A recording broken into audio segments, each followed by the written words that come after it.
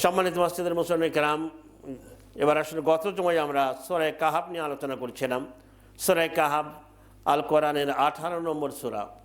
এটা একমাত্র সূরা যেই সূরাটিকে নবী মুহাম্মদুর রাসূলুল্লাহ সাল্লাল্লাহু আলাইহি সাল্লাম আখিরুজ জামানের সাথে সম্পৃক্ত করেছেন। তিনি বলেছেন কিয়ামতের আগে দাজ্জাল আসবে এবং আদম আলাইহিস সালাম থেকে শুরু করে কিয়ামত পর্যন্ত যত ফিতনা পৃথিবীতে আসবে, পতিতালয় একটা ফিতনা, সুদ ঘুষ একটা ফিতনা, পর্নোগ্রাফি একটা ফিতনা, এভাবে সন্ত্রাস একটা ফিতনা, যত ফিতনা আসবে ভয়াবহ ফিতনা হচ্ছে দাজ্জালি ফিতনা। দাজ্জালের মতো এত ভয়ঙ্কর ফিতনা পৃথিবীতে আর কখনো আসবে না। দাজ্জালের এক হাতে থাকবে জান্নাত আর এক হাতে থাকবে জাহান্নাম। মানে সে লোককে বোঝাবে আমার কথা শুনবে তাহলে তোমাকে বাঁচিয়ে রাখবো। সে জলবায়ু নিয়ন্ত্রণ করতে পারবে। ইতিমধ্যেই তো দুবাই একটা শহরে জলবায়ু নিয়ন্ত্রণ করার মতো প্রযুক্তি তারা আবিষ্কার করেছে। কারণ আগামী পৃথিবী এরকম থাকবে না। আগামী বিশ্বতে কত ফাস্ট হবে। আজকে জানা আমরা ফতোয়া দিই যে মাইক ব্যবহার করা যাবে না, ভিডিও করে ইসলামী ওয়াজ এটাকে ছাড়া যাবে না, টিভিতে কথা বলা যাবে না, কিন্তু বিশ্বটা এরকম থাকবে না। কারণ এই মোবাইলও থাকবে না। আগামীতে যে মোবাইল আসতেছে ওখানে শুধু আপনি মনে মনে বলবেন ফেসবুক, অটোমেটিক খুলে যাবে। কারণ বিশ্বটা কোথায় চলে যাচ্ছে। এখন যে বিমান চলছে, আমরা ঢাকা থেকে জেদ্দায় যেতে 6.5 ঘন্টা 6 ঘন্টা লাগে, এমন এক বিমান আসতেছে যেটা ঢাকা থেকে জেদ্দায় যাইতে 1.5 ঘন্টার মতো লাগবে। আমাদের নাতি নাতিরা বলবে দাদা তোমরা নাকি হজ করতে গিয়েছিলে, ঢাকা থেকে জেদ্দায় প্লেনে যাইতেই 6 ঘন্টা লেগেছে। তারা আশ্চর্য হবে। মানে এই পৃথিবী এরকম থাকবে না। এবং পৃথিবী এই প্রযুক্তিতে যত উন্নতি হবে এগুলো হচ্ছে উপদাজ্জালের আগমন মনে করবেন। উপদাজ্জাল, মূল দাজ্জাল আসার আগে অনেকগুলো উপদাজ্জাল আসবে যার বেশিরভাগ মানুষকে ফিতনার দিকে জড়িয়ে দিবে। আজকের ফেসবুক, ইউটিউব, টুইটার সহ সামাজিক যোগাযোগ মাধ্যমে বেশিরভাগ খারাপ, কিন্তু এই মিডিয়াগুলোকে জাহেলদের হাতে ছেড়ে না দিয়ে এর কিছু অংশ অবশ্যই ইসলামের জন্য রাখতে হবে। আমাদের ওলামাদের সেজন্য একটা মত, যেখানে কাবা শরীফের ইমাম সাহেবের খুতবা এবং তার নামাজও সরাসরি লাইভ দেখানো হয়। সম্মানিত মসজিদের মুসলিম কিরামতে আল্লাহ রাব্বুল আলামিন সূরা কাহাফের ভিতরে যে কথাগুলো বলেছেন, তিনি বলছেন ওয়াইজি ইতাযালতুমুহুম ওমা ইয়াবুদুনা ইল্লাল্লাহ। রাসূল এই আসহাবে কাহাফের লোকদের কথা বর্ণনা আল্লাহ করেছেন। এই 7 জন যুবক, সংখ্যাটা কোরআনে কারিমে নাই। হযরত আব্দুল্লাহ ইবনে আব্বাস রাদিয়াল্লাহু তাআলা আনহু, তারা 7 জন যুবক ছিলেন। ইন্নাহু ফিতয়াতুন আমানু বিরাব্বিহিম ওয়া জিদনাহুম হুদা। এরা তাদের জনপদে জাতির সব মানুষেরা ঈমান হারা হয়েছিল, মূর্তি পূজা করত। জালিম শাসক জনগণকে মূর্তি পূজা করতে, শিরক করতে বাধ্য করত। এই যুবকেরা যখন দিন প্র্যাকটিস করতো তখন ছিল ঈসা আলাইহিস সালামের দিন, ইসলাম। ঈসা আলাইহিস সালাম ইসলাম প্রচার করেছেন, মুসা আলাইহিস সালাম ইসলাম প্রচার করেছেন। সকল নবীর দিন ছিল ইসলাম। ইন্নাদ-দীনা ইনদাল্লাহিল ইসলাম।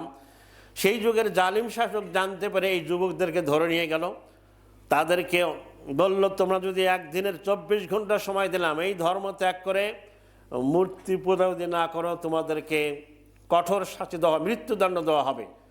এই 7 জন যুবক তার আশ্রয় নিল পাহাড়ের গর্তের ভিতরে। ওয়াইজিতাযালতুমুহুম, তারা পরস্পর বলাবলি করছে তোমরা যেহেতু এই জাতিকে পরিত্যাগ করলা, ওমা ইয়াবুদুনা ইল্লাল্লাহ, আর আল্লাহকে ছাড়া তারা যেই মূর্তি পূজা করে মূর্তিগুলোকে পরিত্যাগ করে আসলা, ফাআবু ইলাল কাহাফে, তাহলে পাহাড়ের গর্তে আশ্রয় নাও।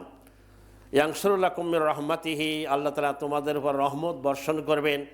ওয়াইয়ুহাইয়্যি লাকুম মিন আমরিকুম মিরফাকা, আর একটা সঠিক পথ তিনি বাতলিয়ে দিবেন।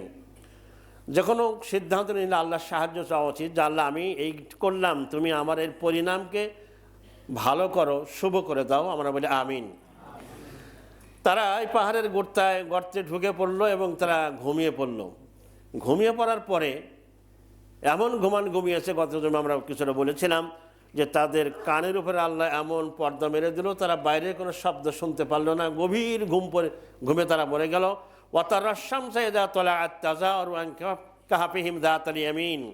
সূর্য যখন উদিত হলো, সূর্যের যেহেতু পাহাড় মানে গর্তটা গুহাটা খুব প্রশস্ত ছিল, সূর্যের আলো সরাসরি তাদের শরীরে যদি দীর্ঘক্ষণ লাগে তাহলে তারা সূর্যের আলোতে ক্ষতিগ্রস্ত হবে, তাদের দেহের শারীরিক ক্ষতি হবে। সেজন্য রাসূল আপনি দেখবেন যে এই সূর্য যখন উদিত হলো তখন এক পাশ কেটে গেল। সুবহানাল্লাহ বিহামদি। মানে সৌরজগৎ আল্লাহর এই বান্দাদের প্রতি অনুগত হয়ে গেল। রাসূল একটি হাদিসে বলেছেন, বান্দা যখন আল্লাহকে ভালোবাসে, কালেমা যারা পড়েছে তারা আল্লাহর প্রিয় বান্দা, আল্লাহর ভালোবাসার পাত্র। আল্লাহকে যারা অন্তর থেকে ভালোবাসে, আল্লাহ ওই বান্দাকে ভালোবাসেন। সুবহানাল্লাহ। এবং তিনি ফেরেশতাদের, জিবরাইল ফেরেশতাকে ডেকে বলেন যে ওই আল্লাহর বান্দা, অমুক বান্দা আমাকে ভালোবাসে, আমিও তাকে ভালোবাসি।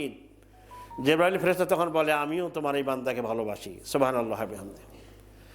আল্লাহকে, আল্লাহর যেই বান্দা ভালোবাসবেন, পৃথিবীর সকল সৃষ্টি জগৎ, গোটা সৃষ্টিকুল তাকে ভালোবাসবে।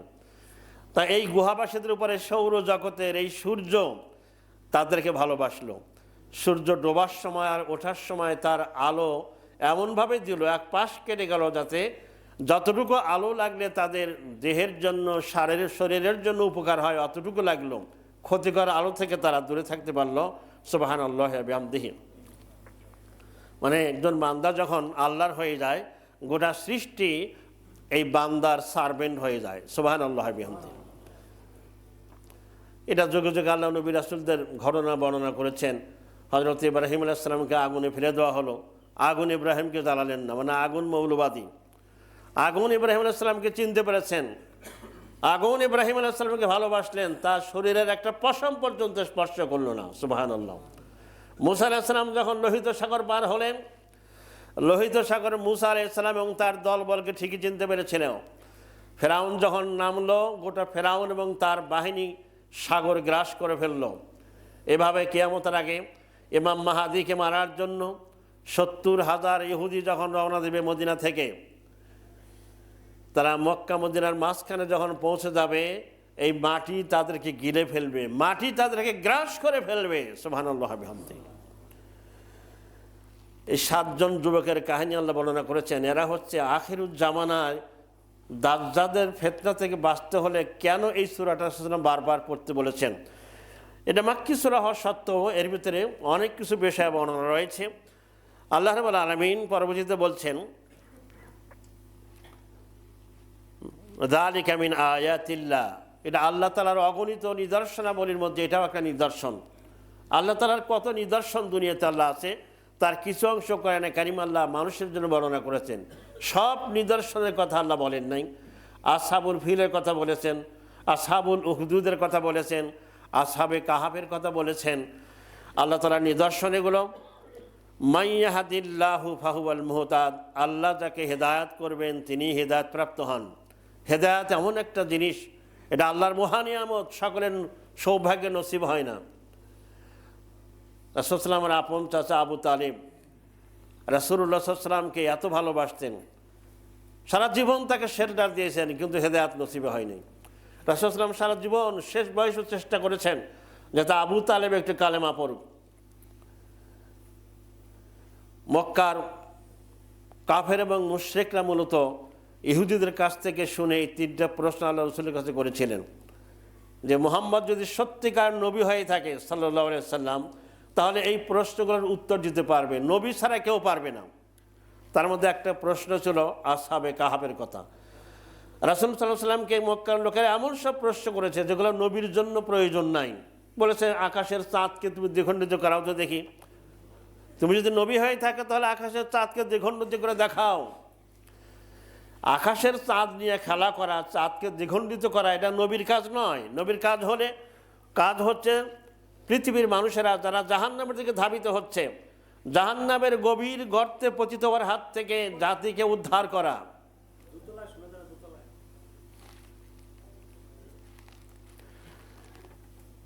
কিন্তু তারা নবী মুহাম্মদুর রাসূলুল্লাহ সাল্লাল্লাহু আলাইহি সাল্লামকে আকাশের চাঁদ দ্বিখণ্ডিত করার কথাও বলেছে।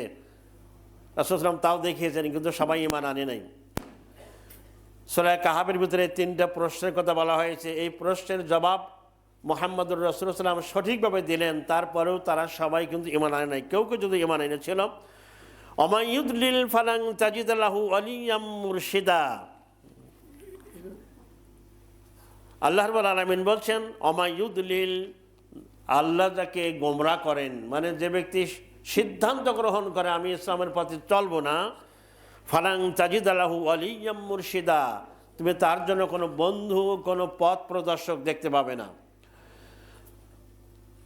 কঠিন একটা কথা আল্লাহ এখানে বলেছেন, যেটা আমরা খুতবার ভিতরে শুরুতেই কথার আরবিতে বলি, যে আল্লাহ যাকে গোমরা করেন, মানে পথ তার সামনে পরিষ্কার হওয়ার পরেও যিনি হেদায়েতের পথে আসতে চান না, যুক্তি দেখান। এই যুগে কি ইসলাম চলে? নাউযুবিল্লাহি মিন যালিক। মরতে হবে এটা সবাই বিশ্বাস করে, নাস্তিকও বিশ্বাস করে। আসলে পৃথিবীতে নাস্তিক বলতে কিছু নাই। যারা নাস্তিক দাবি করে গায়ের জোরে দাবি করে।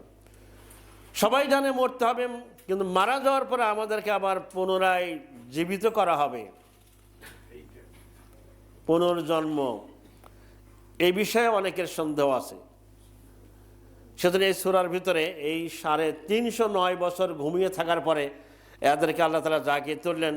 আল্লাহ রাব্বুল আলামিন বলছেন, ওয়া কাযালিকা বাআসনাহুম, এভাবে আমি তাদেরকে পুনরায় জাগ্রত করলাম। এই বাআসনা শব্দটা কিয়ামতের বেলায় আল্লাহ ব্যবহার করেছেন।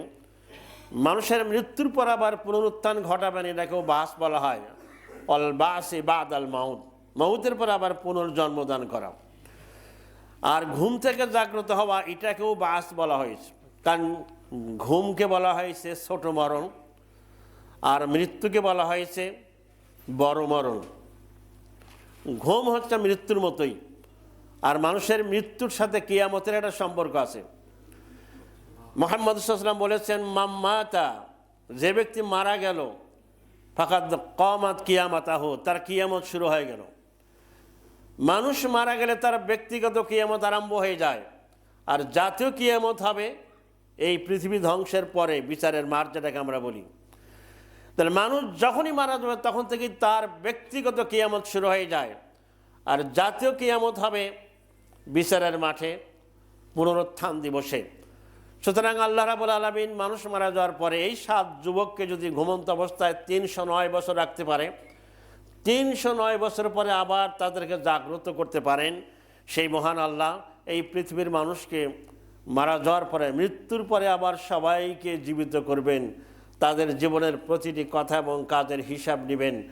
আসুন আমরা সেই মহান আল্লাহরকে ভয় করে দুনিয়ার জীবনটাকে, আমাদের জীবনের বিস্তীর্ণ ধারাগুলোকে আল্লাহ রাব্বুল আলামিনের শরিয়াত এবং মুহাম্মদুর রাসূলুল্লাহ সাল্লাল্লাহু আলাইহি ওয়াসাল্লামের সুন্নাতের আলোকে সাজাই। আল্লাহ তাআলা আমাদেরকে যেই অর্থ সম্পদ দিয়েছেন, এটাকে যেন আমরা আল্লাহর দ্বীনের জন্য খরচ করি, শুধু নিজের জন্য ব্যয় না করি। আপনারা নিশ্চয়ই ইতিমধ্যে দেখেছেন যে আদ-দ্বীন হাসপাতাল, এটা একটা গ্রুপ আছে, আকিজ গ্রুপ বোধ হয়, তারা সারা দেশে কিন্তু অনেকগুলো মাদ্রাসা পরিচালনা করে, অনেকগুলো এতিমখানাও চালায়। তাদের যে জাকাতের টাকা আসে, এটা একটা ওয়েবসাইটে অটোমেটিক এই সফটওয়্যারে জাকাতের টাকায় ঢুকে যায়, ওখান থেকে তারা খরচ করে। তারা এবছর ডক্টর মিজানুর রহমান আজহারি সাহেবের জন্য একটা বিশাল মাহফিলের আয়োজন করেছেন। বাংলাদেশে এত বড় মাহফিল আল্লামা দেলাওয়ার হোসেন সাইদি সাহেবের জন্য হতো চট্টগ্রাম প্যারেড ময়দানে 5 দিন ব্যাপী। তা আমি যতটুকু পত্রিকায় দেখলাম যে ওইটার চেয়েও যেন এখানে বেশি লোক যাতে ধরতে পারে, আলহামদুলিল্লাহ। মানে এই যশোর আর যশোর থাকবে না, সাতক্ষীরা, খুলনা, ঝিনাইদহ, মেহেরপুর, কুষ্টিয়া, চুয়াডাঙ্গা, বিস্তীর্ণ অঞ্চল থেকে মানুষের এখানে হাজির হবে। এবং জনগণের জন্য চমৎকার তারা ব্যবস্থা করেছেন। আমাদের দেশে যারা গ্রুপ অফ ইন্ডাস্ট্রিজের মালিক আছেন, অর্থ সম্পদ যাদের আছে, আল্লাহর দ্বীনের জন্য তাদের এই ভূমিকা রাখা দরকার। আল্লাহ তৌফিক দান করুক, আমিন। তো ডক্টর মিজানুর রহমান আজহারি সাহেব হাফেজাহুল্লাহ, তাকে তারা দেশ থেকে বিতাড়িত হতে বাধ্য করেছিল। অপরাধ কী ছিল? তিনি কোরআনের কথা বলেন। তার মাহফিলে একসাথে 12 জন হিন্দু মুসলমান হয়েছে। উনি কি জোর করে করাইছেন নাকি? বাংলাদেশের মানুষ ইসলামকে ভালোবাসে, আমরা বলি আলহামদুলিল্লাহ। বিশেষ করে যুব সমাজ, কারণ যেখানে 20 লক্ষ 30 লক্ষ লোক হয়, ওখানে যুবক ছাড়া আমাদের মধ্যে বুড়া মানুষ গেলে তো বের হতেই পারবে না। আজকের এই চরম অশ্লীলতার যুগে যেখানে যুব সমাজ পর্নোগ্রাফিতে আসক্ত হয়ে যাচ্ছে, সেখানে কিছু যুবক আল্লাহর দ্বীনের পথে এগুচ্ছে। সেজন্য এই ইসলামের কথাগুলোকে মিডিয়ার মাধ্যমে, ফেসবুক, ইউটিউবের মাধ্যমে গোটা জাতির সামনে ছড়িয়ে দেওয়া উচিত। আল্লাহ রাব্বুল আলামিন আমাদের সকলকে আল্লাহর দ্বীনের জন্য কবুল করুক, আমরা বলি আমিন। বারাকাল্লাহু লানা ওয়া লাকুম ফিল কুরআন।